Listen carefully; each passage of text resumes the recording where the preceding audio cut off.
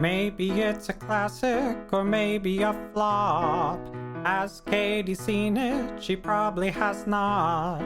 She'll sit down and watch it if it's good or it's bad. Hey, have you seen this? No, Katie hasn't seen that. Hi, I'm Katie, and if I had a nickel for every time someone said to me, "Wait, you haven't seen this movie? Oh my God, you need to see this movie," I'd be very rich. So this is my podcast where I finally watch those movies you all have told me I need to see, and I tell you what I think. I am here, and it is now time for movie number 4 that you as a community voted on for me to watch. And boy, do we have something today that I never thought I'd see. A movie from 2006. We have entered the aughts, which honestly, I only recently found out that the early 2000s are called the aughts. And I kind of hate that, but I don't know what else to call it. So I'm just following suit. I got a movie from 2006 to watch, and I don't know if you know how jazzed I am to not be watching a movie from the 80s, but I'm pretty jazzed. So before we dive in, we all know I gotta get that sweet, sweet spoiler warning in here. And we're kind of running low. I know that I had said in the past there's a lot of words here, but some of these words suck. And you know what? I'm sorry. I looked for words that rhyme with spoiler, and one of the rhymes is spoiled her. I'm sorry. That's just rude. So I'm just going to do my best and try to pick out ones that might be okay. So before you work for a multi-employer, beware of spoilers. You see what I'm talking about? I need a catchphrase, and I need it quick. I literally need to come up with something. So you know what? Maybe it should just be like, hey, there be spoilers ahead, and I'll just be a pirate at the beginning of every episode. Please send me suggestions for a spoiler tag. I need it badly. The Prestige, starring Christian Bale, Hugh Jackman, Michael Caine, good personal family friend Michael Caine, David Bowie, Scarlett Johansson. I haven't heard of any of these people. So, I mean, it seems like this is an indie film. And it's directed by someone named Christopher Nolan. Again, I've never heard of Christopher Nolan. Definitely has to be an indie director. I hope you know I'm joking. I know Christopher Nolan directed many movies that I have seen. I was hoping there would be like a little kid movie in there, like he directed a Paw Patrol or something and I could make a joke. But no, he's directed a lot. Let's see how many Christopher Nolan films I've seen. There's quite a few. I have seen Insomnia, of all things. I've seen the Batman movies, The Batman Begins, The Dark Knight Rises. I've seen Inception. And before you all get mad at me, I've seen part of Interstellar. I got tired and Mark finished watching it, but I did not. So I'm not sure if you all are going to be happy with me about that one. But I don't even really remember Interstellar. And I feel like people have kind of spoiled it just because of what, I don't know. I think I know what happens in that movie. So that is actually the ones I've seen by him. I mean, he's also done Tenet and some other movies, which I kind of want to see. Dunkirk. Maybe someday I'll see those. I don't know. We'll see how that goes. But he's also done a ton of DC stuff, it looks like. He does it all. What can I say? So yeah, that's what I've seen by Christopher Nolan. I don't know if this is controversial. I don't like Inception. I mean, the whole concept of the end where the top is spinning, and you're like, is it a dream? I don't know. I just didn't really like Inception. I liked the loud bong because I think it's funny because they use it in every film now. And I like the idea of it and the dreams that you're in. I just didn't like it. It just didn't mesh with me. I also have a hard time with Leonardo DiCaprio. He just kind of gives me this vibe of someone that I don't personally want to hang out with. I grew up watching him on Growing Pains, total doll. And then he just kind of, I think I was impressionable at the age when he was in Titanic and then he started to get his fame and all that. And I just don't love Leonardo DiCaprio. I don't think there's anything wrong with him. I just, don't. I'm watching a movie. I'm like, that's Leonardo DiCaprio. And he did a movie called The Departed, which is one of the only movies the only movie I ever walked out of a movie theater. I just don't enjoy Leo DiCap. Okay. So there's that, I guess. How did we get here? I don't know how we got here. Yeah, but y'all are making me watch this super tiny indie film called The Prestige from 2006. This has been on my list to watch for a very, very long time. We have it on DVD because Mark owned it on DVD and I acquired it through marriage. So maybe for all time's sake, I'll just watch this on the OG DVD. I hope I didn't just read a spoiler because I kind of read something on the page when I pull up just to see what this movie is. Generally, I don't read synopsis. I don't do any of that. I just try to see if there's the genre and that kind of thing. Who directed it? The ratings, all that kind of stuff. Let me see what genre this movie is. It is a mystery drama. It's rated PG-13. It is 2 hours and 10 minutes. Dude, someone needs to check Christopher Nolan. This man just sits down and he's like, is it not at 2 hours yet? We must film more. He makes such long movies. Nolan, my man.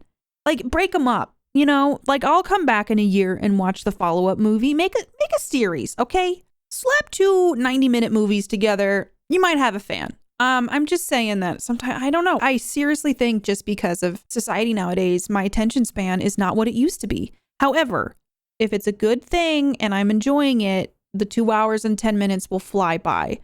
So we shall see. What do I think The Prestige is about? For some reason, I have an inkling it's about magicians. I don't know why I think that. I legitimately think this movie is about magicians competing for who's the best magician. I don't know why I think that. And I don't know if that's the case, but I have a feeling it's going to be about who's the most prestigious magician. I think it's set in the past a bit. Like, I think it's set in like the 1920s. So I hope there's a lot of, you see here?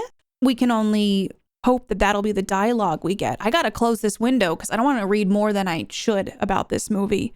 Yeah, Hugh Jackman's wearing like a bowler cap in one of these pictures. So I'm pretty sure got to be a period piece. If not, he's a hipster. Maybe he's getting cold brew. I guess I'm going to find out. I haven't seen a movie with Christian Bale in such a long time, which now I'm like, oh my God, is it like one of those directors who casts the same people and everything? Like Christopher Nolan's like, because Christian Bale was Batman. Some might say arguably the best Batman movies. However, there's that new Batman that came out with Robert Pattinson, and people seem pretty stoked on that. However, what happened to Ben Affleck Batman? I didn't see either of those. I have not a lot of interest in it, but I'm very curious why they're going through so many Batmans so quickly. This is not like James Bond where you pass down the lineage. Lineage seems like the wrong word, but also kind of the right one for James Bond. Like, it's a new James Bond. Like, Batman just seems like whoever like threw their hands up in a meeting, they're like, oh, the guy from Twilight, make him Batman.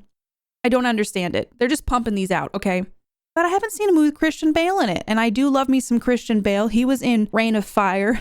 I feel like I've seen the most obscure movies, and I don't know. They're not obscure. People know what they are. They're just maybe not the most popular, but I loved the movie Reign of Fire, which is like a post-apocalyptic future with Matthew McConaughey, Christian Bale, and dragons. The greatest thing a young teenage girl could ever want, okay? So let's see what The Prestige made at the box office. Apparently, it had a budget of $40 million. Still, every time I read these numbers, my brain explodes. And then the gross worldwide that it made was $109,676,311. I love that they can almost get exact numbers. Like there's an $11 on the end of that number. That's someone's movie ticket. Like that just blows my mind. So seems like they earned some profit from this movie. I remember this being popular. I don't remember if this was nominated for anything. This feels like a movie that would have been nominated for something. I sneakily think I have a suspicion that I'm confusing it with a movie called The Fountain, which I also have not seen. I think they came out at the same time. That one might be the one about magicians. I don't actually know. So let's see what the ratings are for this movie. It's got a cool 8.5 out of 10 on Internet Movie Database, 76% on Rotten Tomatoes, 66% on TV Guide. All right, TV Guide. Didn't know you still existed, but also just give me my sweet baby Metacritic. Stop throwing these curveballs at me. I gotta constantly be opening up new tabs. This one Also, surprisingly, Metacritic gave it 66 as well. And last but not least, good old consistent Google users gave it 85%. Is that just the base value, or is just as a society did we all agree that 85% is the number to rate a movie on Google? I'm just saying, I'm noticing a conspiracy theory here. All right, it's time. We're going to dive in. We're going to jump in. I'm going to go watch The Prestige, which I think is about magicians. I hope that there's some making the lady disappear tricks. I'm going to go watch this, and then I will let you all know what I think. I am back, and I watched The Prestige. All right, we're just going to jump into this. I don't really know where to start, besides that there's a lot of ground to cover, I feel like. So why don't we read the synopsis? I found like this is the easiest way than me trying to explain the movie. Just already someone who has figured out how to explain the movie. We're just going to go with that. So I'm going to read the synopsis from Rotten Tomatoes. The Prestige is about an illusion gone horribly wrong pits two 19th century magicians, Alfred Borden and Rupert Angier. I don't know why I read it that way. Against each other in a bitter battle for supremacy. Terrible consequences loom when the pair escalates their feud, each seeking not just to outwit, but to destroy the other man. You want a movie about obsession? This is a movie about obsession. Like, we start out with Michael Caine talking, which is honestly the best way to start any movie ever. I have a soft spot for Michael Caine because he's in one of my favorite movies of all time, The Muppet Christmas Carol. He played Ebenezer Scrooge and he freaking killed it.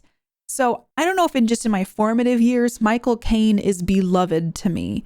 And there is this joke on my stream. It's not a joke. It's totally not a joke that Michael Caine comes and stays with us. And, so I just feel like I have this big old soft spot for Michael Caine. And his voice is just soothing. I just feel like Michael Caine has a presence about him that puts me immediately in a state of everything's gonna be good and okay. And specifically with a movie, I'm like, well, you get bonus points because Michael Caine's in it. I think that's a bias, but it's just kind of what it is. The first thing I typed out in my notes was, everyone is so cute, when I meant to say everyone is so young, because this movie's from 2006, right? And everyone is little baboos, little tiny baby people that I don't know about you all, but as I've gotten older, I'm having a harder time watching the celebrities I grew up with age. It's just such a surreal feeling to sit down and see these actors we grew up with just being older. For example, I started watching Murderville on Netflix. The show is okay. I don't love it, but I love a lot of the people on it. Will Arnett is the main dude in it. And also they've had guest stars like Sharon Stone, Conan O'Brien, people like that. And I was just watching it and I had this moment where I'm like, oh my gosh, we're all getting older. Like Will Arnett is getting older. Conan O'Brien is getting older. And there's nothing wrong with it. And I'm not sitting here like judging them for whatever, but just that I had this like deeply felt moment where I'm like, these actors I love and enjoy are getting older, and so am I. And it makes me feel weird sometimes. Just seeing specific people in a movie from 2006 almost feels like time travel. It literally feels so weird sometimes to watch things and just know like this was a moment captured in time on film that preserved a part of their life and a stretch of time in their lives. And it was just, it breaks my mind. And I think that when I watch some things, because in 2006, I was just starting out my life. Like I was becoming a young adult and I was about to take on the world. So 2006, Katie was a huge movie buff, loved movies and watching lots of weird, different movies. Okay. I don't want you to be coming for me like, well, you have a podcast called Katie Hasn't Seen That. but you haven't seen some of these things. It's true. I did. I watched a lot of movies. I loved movies. I've loved movies forever. And I feel like 2006 was me starting out in the world. And this movie was on my radar, but I never saw it. And so now that I'm watching it, it's from such a visceral time in my life because it was a pivotal year in my life. 2006 was a big year for me. And I don't know how to feel about that. Okay. So essentially, y'all made me watch a movie that's making me have an existential crisis. Okay. I'm mostly kidding, but it's just started the gears turning. And I cannot be the only person that feels this way. Even if I've not made any sense, which hopefully I have. Does anybody feel that way when you see these actors you grew up with just start to become older? And it makes you realize that life is fragile and we're all going to get older. And that's terrifying at times. But it also is kind of comforting to be like these people that have been weirdly constant in my life, like specific actors that you enjoy. Oh my gosh, I just had a whole moment that I'm going to have a full breakdown when certain actors pass away. But you know what? We're not going to go there. We're going to you know what? My brain just went to a million different places.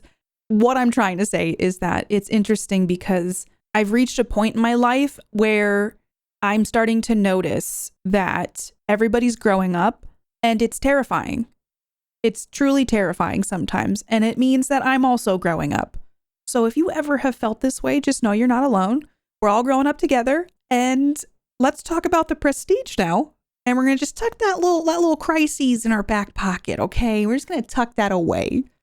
So yes, everybody looking fresh, everybody looking cute at the beginning of the Prestige. It was kind of fun though to see everybody in this movie because like I had mentioned, 2006 was a big year for me. And the way that they looked in this film is so viscerally burnt into my brain, these specific actors. Because let's be real, Hugh Jackman is a huge actor. Christian Bale, huge actor. Michael Caine, big bada boom. Scarlett Johansson, Piper Perabo, all these people are big actors. Piper Perabo, I had never seen anything really with her in it. And when I visited my friend in Colorado this last fall, we just watched Coyote Ugly. She had seen it and she's like, "You've never seen Coyote Ugly?" So I watched Coyote Ugly with her. And you know what? That movie was essential rom-com. Is it a rom-com? Coming of age story. It felt very much like those movies I should have watched growing up, but I wasn't allowed to, like people becoming their own strong ass women. And I didn't really watch those. I wasn't allowed to. So watching Coyote Ugly was kind of cathartic in some ways. I mean, it wasn't anything to write home about, but I didn't hate it. So yeah, Piper Perabo is also in the Prestige. Who would have thought? Not me. The movie also starts out with, we get a little glimmer of the special effects. And let me tell you, this movie has quintessential 2006 lightning. If you know what I'm talking about, there's special effects has this progression over the years. Like you can tell when it's 80s special effects. You can tell when it's 90s special effects. You can tell when it's 2000, early 2000s special effects. And boy, this movie had some early 2006 lightning, and it was pretty great because this is where special effects is kind of at a turning point. It's starting to look more real, and it's the calm before the storm, if you will. It's before special effects, I think, really started to take over everything in film. I appreciate this kind of special effect. It brings me Mummy vibes. Just kind of like, you know, it's a special effect. There's something like special and nostalgic about it. So there's lots of 2006 lightning in this. Very chef's kiss. I was not expecting a murder. You know, we start this movie out with a suspected murder. Borden is being framed for it because we find out later on that this was Angier's. Oh my gosh, the amount of twists and turns in this movie. Can we please tell Christopher Nolan to calm down a little bit? Just a little bit, just to tone it back a little bit. Sometimes less is more. The movie starts with all the lightning and essentially, I'm just going to get to it. It's this Tesla machine that duplicates Angier, and he has this crazy trick where he technically duplicates himself and kills himself in a trick box of water. I don't remember what it's called, but trick box of water seems like the right thing to call it. And then he appears up in the balcony, and then the audience goes, "Ooh, ah, but then he's essentially killing himself over and over and over again. But it's for the craft, okay? Sometimes magic in the early 19th century is all you have. And with men as obsessed as Borden and Angier, I won't lie, I'm not that passionate about magic. I've been to magic shows. I enjoy it. I like to see someone do a little bit of the, oh, where's your card? Or, you know, the good old David Copperfield kind of tricks. I was curious. They gave away some secrets in this movie, I feel like, for some special tricks. Like, was the magic community just like super pissed off about that? On a quick Google search, I cannot confirm nor deny that the magic community was upset about this film. I'm assuming, like, since these are tricks from way back in the day, that nobody was like, hey, my ring trick is, no one catches a bullet nowadays. Well, that's not true. Doesn't Chris Angel catch a bullet in his mouth? Am I making all of this up? Listen, I am not someone who you should trust with facts about magic and the magic community. But I know a lot of the magicians. What happened to that one guy, David Blaine? Man, there was an era in our lives, or at least my life, where magic was big. Maybe that's why they made this film. They're like, oh, we got to get on that magic train because that Chris Angel and that David Blaine are really blowing up right now. This is full of tangents today. I just looked up the Cheez-Its video. If you don't know what I'm talking about, just Google David Blaine Cheez-Its. Cheez-Its. I please tell me you have seen this. Man, that unlocked a memory in me that honestly lives rent-free forever, I think, in my brain. I'll be on my deathbed and I'll be thinking about Cheez-Its. Cheez-Its. If you don't know what I'm talking about, please Google it. Just pause it. I mean, if you're driving, don't. But if you're somewhere, just like look that video up and tell me what you think. It is in like 480p. I don't think it comes in anything higher than that, so be warned about that. Also, I just realized that it's Mikey Day in that video, who's on SNL, and I know he's been in a ton of other things. But my brain just broke again. So I guess The Prestige is supposed to be mind-blowing film, but it's also breaking my brain in other ways as well. So that's fun for me. All right. We learned about one magic trick in this, which is where the bird cage thing, where it smashes the bird and then there's two birds and one bird dies. I don't like that. Okay, I did not like that. Apparently, that's a real trick from back then, which I guess is what you got to do if you want to be a fucking magician, which is it worth that? Apparently for some people. But then later on, Michael Caine's character is pretty much just like the backstage magician guru man. And he came up with the way to do a bird trick where you don't kill a bird. However, let me just say, Borden and Angier literally sabotage each other for the entire movie.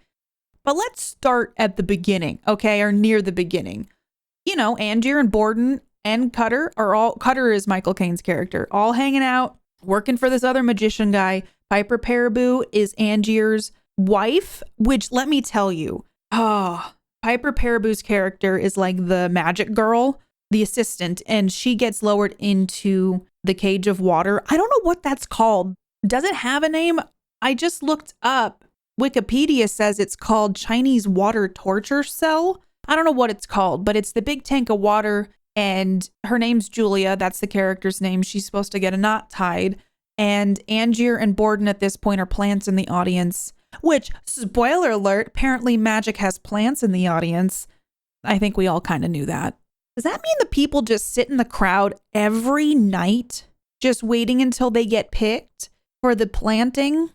That just seems like, I know they got paid in this movie for doing it, but I hope that it's worth it. I hope that it's worth their time.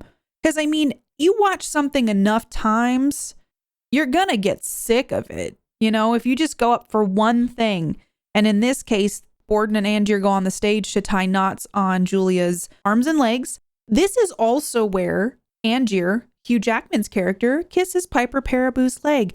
And I really freaked out and wrote in my notes, what a creep. Come to find out later, that's his wife and there are plants in the crowd. So it's less creepy. But at the moment, I didn't know that. And I was just like, what a creep. What a creep, you know? Let's just fast forward a bit. Borden, who's played by Christian Bale. Borden's kind of the worst the entire time. I never liked him.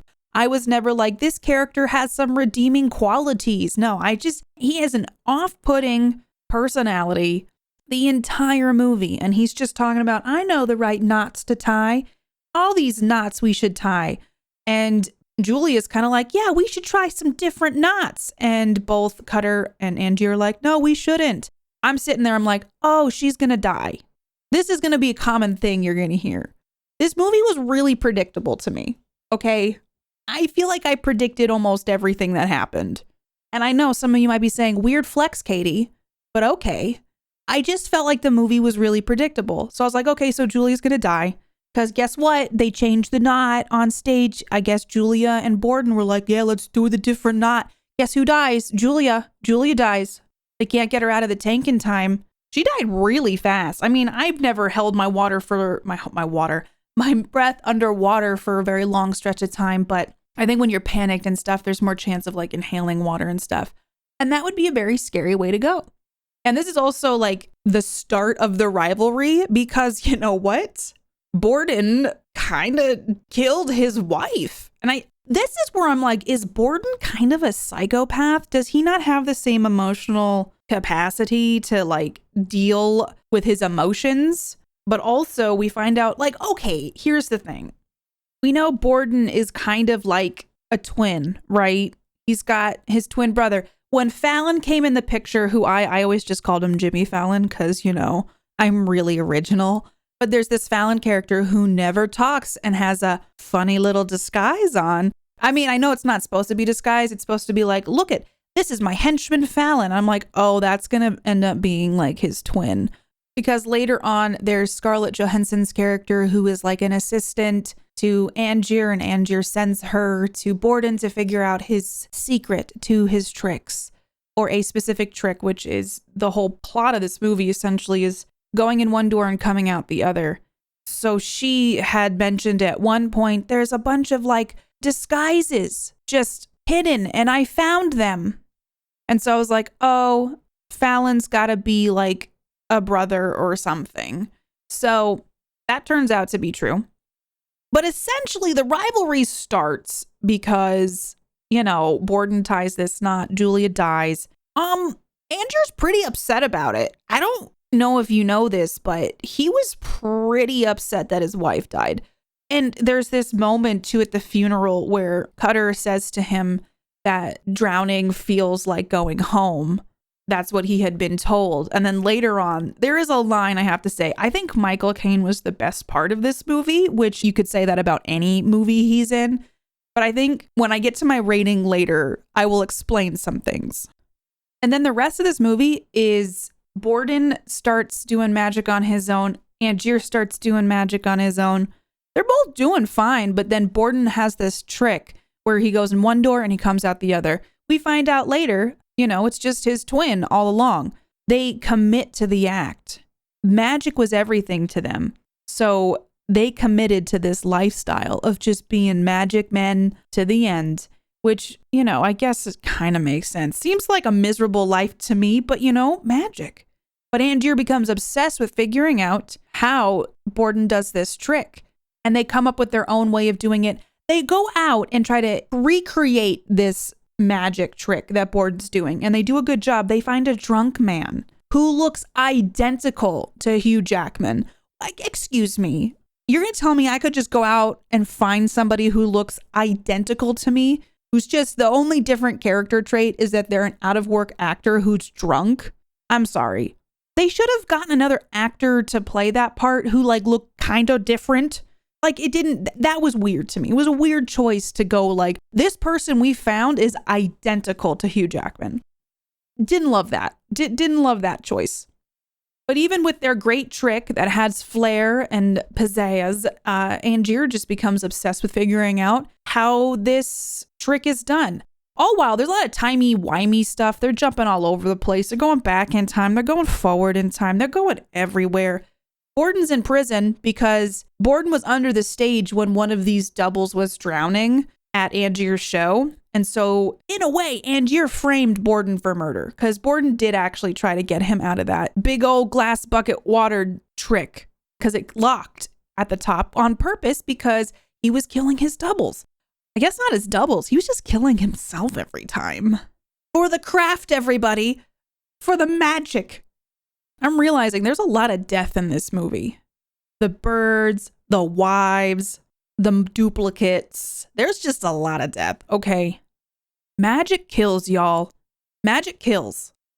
Borden goes on to find a lady and falls in love. And they have a little girl who comes up and is a very big plot point in this film. I feel like the little girl is the only thing that Borden cares about. But what's interesting is we find out later that because Borden's kind of living a double life with his twin, which means, oh my God, they were, one of them was in love with this character named Sarah, and one was in love with the assistant, Olivia. And so when they're switching back and forth, like one of them was always with either the girl they loved or the girl they didn't love. And that's just kind of up. Were they like just sleeping with each other's ladies? And like they were just like, for the magic, this is what needs to happen. You know, it's just a weird choice. I mean, there's dedication to your craft, and then there's just psychological warfare. Because Sarah, the lady that one of them fathered a child with, kills herself, like hangs herself in his workshop. So there are like casualties of war here. And all while, this is the other thing too, these two people, Angier and Borden, are so obsessed with each other. Like Borden is going to do a catch the bullet trick, but Angier gets picked from the crowd. So he ends up shooting off some of Borden's fingers, which then I guess Borden 1 and Borden 2, they had to cut off both of, like 2 fingers got blown off by the gun. So then the twin, lucky twin, had to get his fingers chopped off to match the other twin because, you know, it's for the craft. So then Borden obviously wants revenge. So he goes to one of Angier's concerts and there's this new bird trick that Cutter comes up with where the bird doesn't get hurt. But since Angier got picked from the crowd, the bird got hurt. So, you know, it's just a bunch of petty rivalry stuff. Then Borden creates this amazing trick and Angier becomes obsessed with it. That's the whole plot of the movie. They have journals because obviously they would get each other's journals to read. One was in code from Borden, which Angier finally figured out because he got the secret passcode. The movie is a lot of them reading each other's journals throughout it. Andy Serkis is in this as well. So my precious. I'm sure he doesn't ever get sick of people saying my precious to him, but Andy Serkis is in this. Also, David Bowie is Nikola Tesla. I don't love this in movies. They have Tesla in this, and then they also have allusions that Edison is in it as well. And I don't like when movies put actual historical figures in things that are not true. It's just a me thing. Like I started the new season of American Horror Story. Part 1 was fine. There's like fish people in it. That was fun. And then there was the second half and there was something with Amelia Earhart in the first episode. And I just noped out. I literally was like, I can't do this. I'm just not gonna do this. With this, I kind of felt like, I really wish that they didn't. I don't know. I guess it was a mechanism to make the plot points happen so that he could have his magic lightning, 2006 lightning, duplicate him. I don't know. I'm not a fan of like when movies put historical figures in them in a fictional way. The only movie I'll make an excuse for that is Inglourious Bastards.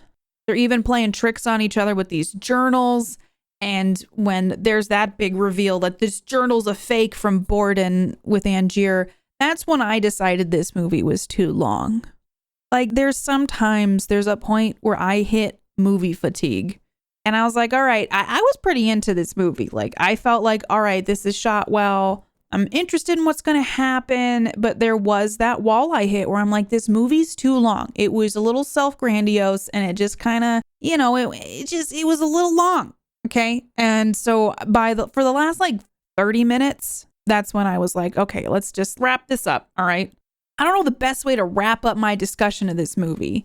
Like I've kind of hit all the important plot points. The end of this movie is essentially like Cutter was working with Angier most of this time. And then Cutter felt betrayed because Cutter finds out that, the big thing, Angier's still alive. Called that too. I was like, oh, he's duplicating himself because we find that out.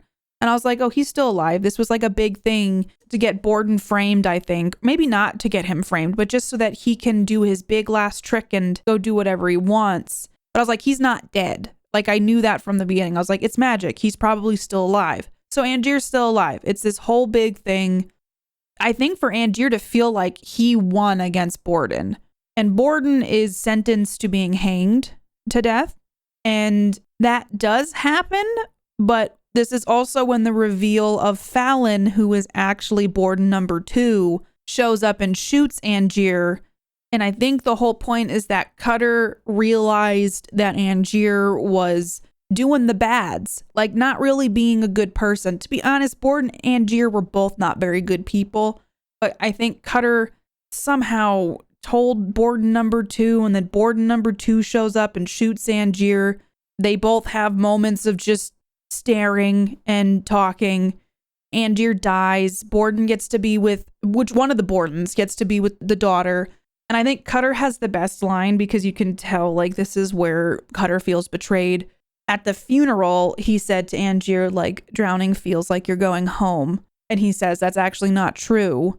It's actually agony. And he walks away. So, this movie is just kind of like nobody wins, which I think is the point. All is not fair in magic, okay? And then we also get that big reveal of, like, why was he keeping all of his dead bodies? Like, as trophies? Like, he kept all of his dead floaties in the water cage boxes, all of the duplicates, in this basement of this giant house. They were both doing really well for themselves. Like, they were both having successful sold-out shows in early 1900s, doing well, and it was never enough. So, as you can tell, there are so many twists, there's so many turns, so many misdirects, but I'm gonna say it, this movie was predictable. Like, I called a lot of this stuff. And I mean, again, not to be like, I'm so smart, I know what Nolan was doing. It was just, it was kind of predictable a little bit. Am I the only one that feels that way? This movie was kind of predictable. Also, Nolan has such an MO at this point. Like, I expect if I ever watch a Nolan film, I'm like, oh, he's gonna do the thing. Here comes the moment where he does the thing. And Mark watched this movie with me. He had seen it years ago. And he was like, man, this movie felt like at the end, this is not a good example, but it's like they smelt their own fart and they were like proud of it. It was very smug at the end. It was very much like hey, did you see what we did? You could feel the pretentious prestige coming off of this movie, which, I guess some movies just got that stank on them, and this one has a little bit of that stank on it. Also, I have to say, like, the fake mustaches and hair were like a big thing. Like, they were always doing disguises, but I will say, like, it looked fake, but I couldn't tell if that was on purpose or not. Like, the fake hair always looked kind of bad, but I think that was on purpose. I don't know. This movie was just a little too long. Had some moments where it kind of just felt very self-important. I think that's kind of the point, so I can't really fault it for that. So what did I think of The Prestige? I liked it, but I feel like it's one of those movies, again, that I don't want to watch again. And it just dragged on. It was slow moving and slow to get done. And sometimes, even if there's stuff I like in a movie, it kind of ruins that for me because I get so fatigued by the length. I don't know if that's a me problem, but I also don't want to always blame myself for these things because I'm like, you know what? These movies are too long sometimes. They could take things out or, maybe not have 5 plot twists at the end. Just saying. I know how much time that must have taken to interweave those moments together and drop the hints, which helped me predict some of the things. It's one of those things where I wanted to like it more than I did. However, I'll give this movie a rating. I originally gave it a +1 point because Michael Caine, obviously. Michael Caine was the best part of this movie. The best character, best lines, best delivered lines, best character hands down. So I gave it a +1. But then, as we're going through the movie, gave it a -1 for the length. I hit that wall. So I gave it a -1 for that. So the movie rating for The Prestige is 7.5 out of 10 big predictable reveals. Like, it was a decent movie. It was, I'm hesitant to say good for some reason. I liked it enough. That's the best way I could put it. Like, I liked it enough, you know? So yeah, that's my thoughts on The Prestige. If you've seen The Prestige, please tell me what you think. Tell me what your thoughts are. Did you predict the endings? I said endings because there were multiple. Tell me what about The Prestige did you enjoy, if you liked it, or if you hated The Prestige. I want to know why. Give me the deets. Okay, tweet at me, comment on this, tell me everything, okay? I literally fired up recording this and I was like, I have no idea what I'm going to talk about with this movie. I didn't take as much notes as I normally do because I will say, like, when I started the movie, I was actually just kind of enjoying watching it. So I just wasn't picking up my phone to make as many notes as I normally do. And I was like, I'm going to have nothing to talk about. And here we are, many minutes later. But we still got some trivia to go over. Some of this movie took place in Colorado, or, allegedly Colorado, because that's where Angier went to go find out more about Tesla. So when this character arrives in Colorado Springs, he's actually arriving at the Darien Ranch in the town of Marble in western Colorado, where The Prestige was filmed. I used to love looking up when I was younger where movies were filmed. So apparently, this was filmed in Colorado. The main ranch house and barns were digitally erased and train tracks added, since there are no train tracks located at this ranch. And I thought this was interesting. Apparently, the editing in this film has 146 time jump cuts, which averages out to almost one timeline jump per minute of movie. This movie is all over the place. They're jumping back, they're jumping forward, they're jumping together. It's got a lot of jump cuts. Very impressive to the editor to put all of this together in a cohesive way. Also, the writing, all of it. It would take a lot of work, okay? I get it. They did some good stuff here, okay? Well. We meet again. Hi, it's me, Future Katie, reading comments from you about last time's episode. Yeah, that seems like it flows.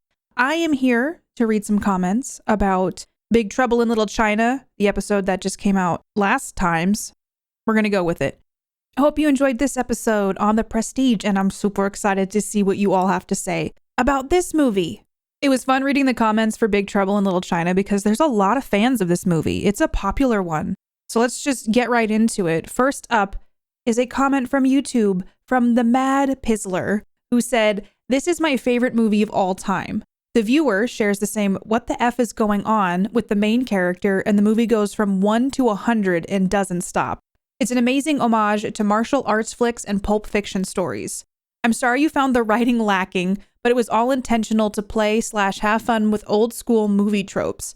And besides, how many movies have the ovaries to fool the audience into believing the main character is the hero? Jack was the sidekick.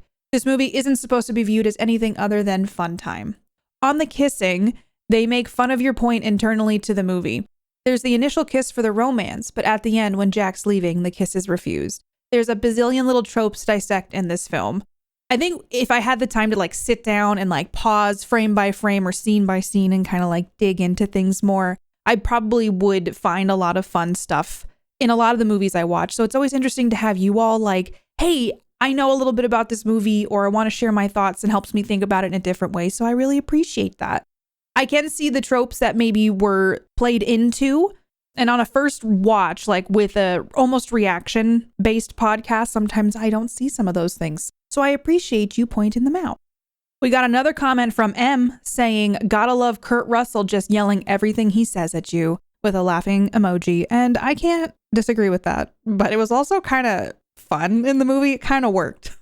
We have another comment coming in hot from Twitter from Jerome Dudek, who said, "That was one of the most fantastic movies I've ever seen, and I really do hope they never remake it."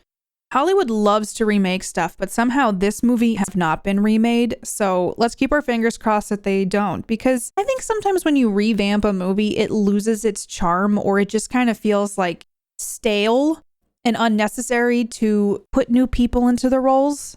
I don't know. I'm not a huge fan of remakes myself. The only remake, which is still not even a full remake, is The Mummy from 1999.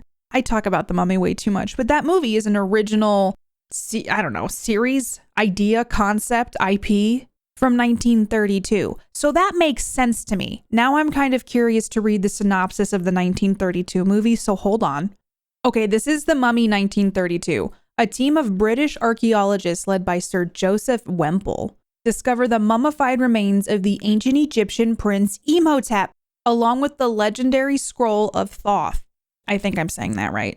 When one of the archaeologists recites the scroll aloud, Imhotep returns to life, but escapes. Several years later, Imhotep has taken on the guise of a wealthy man as he searches Egypt for his lost love, who he believes has been reincarnated as the lovely Helen Grosvenor. Oh my God, it is kind of like a remake. Maybe I take it back. The Mummy did a great job. Now I kind of want to watch The Mummy from 1932. Have any of you watched The Mummy from 1932? Is that one worth me watching, or am I just going to kind of be sad? Should I just keep my 1999 Mummy on its pedestal? All right, and last but not least, I asked in the Big Trouble in Little China episode if I should watch The Ring, and Kellerax responded with, "No, don't watch The Ring, LOL." And I said, "LMAO, that bad? ? And Kellerax said, "No, not really. I just don't like scary movies." So those are the comments. There were a lot this last episode. I really appreciate reading what you guys think about these movies, things I may have missed, nuances, all that. Keep them coming, and I will have more comments for you in the next episode about The Prestige. So keep them coming, everybody. All right, I will catch you all in the next episode. If you want to hang out with me more, or if you just want to yell at me for my thoughts on a specific movie, I stream over on Twitch at www.twitch.tv/KatiePetersPlays. If you'd like to support the podcast and buy me a coffee to fuel my reviews, you can over on Ko-fi at www.ko-fi.com/KatiePetersPlays. You can join my Discord to discuss the movies I review with other Katie Hasn't Seen That fans by visiting discordapp.com/invite/KatiePetersPlays. If you enjoy Katie Hasn't Seen That, please leave a 5-star rating and review wherever you listen to your podcasts. It helps others find the show. Also, feel free to follow and chat with me on Twitter at PlayKatiePlay and on Instagram and YouTube at KatiePetersPlays. Music written and performed by Mark Can Do It. Katie Hasn't Seen That is a part of the Geek Generation Network.